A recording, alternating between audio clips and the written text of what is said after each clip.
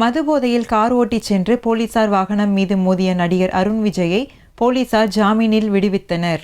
நடிகர் விஜயகுமாரின் மகனான அருண் விஜய் முறை மாப்பிள்ளை படத்தின் மூலம் தமிழ் சினிமாவில் ஹீரோவாக அறிமுகமானார்.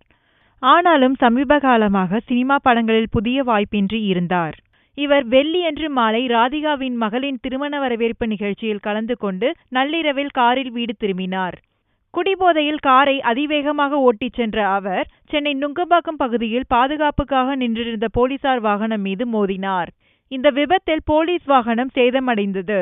இதனிடையே அருண் விஜயிடம் விசாரணை மேற்கொண்டதில் அவர் அளவுக்கு அதிகமாக குடிபோதையில் காரை ஓட்டியது தெரியவந்தது.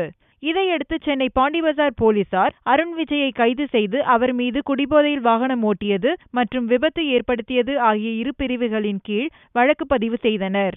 இந்நிலையில் தகவல் அறிந்த அவருடைய தந்தை விஜயகுமார் போலீஸ் வாகனம் சரி செய்து தருவதாக உறுதியளித்ததுடன் சொந்த ஜாமீனில் மகனை வெளியே எடுத்தார். அருண் விஜய்க்கு போதை தணிந்ததும் அவரது தந்தை விஜயகுமாருடன் போலீசார் அனுப்பி வைத்தனர்.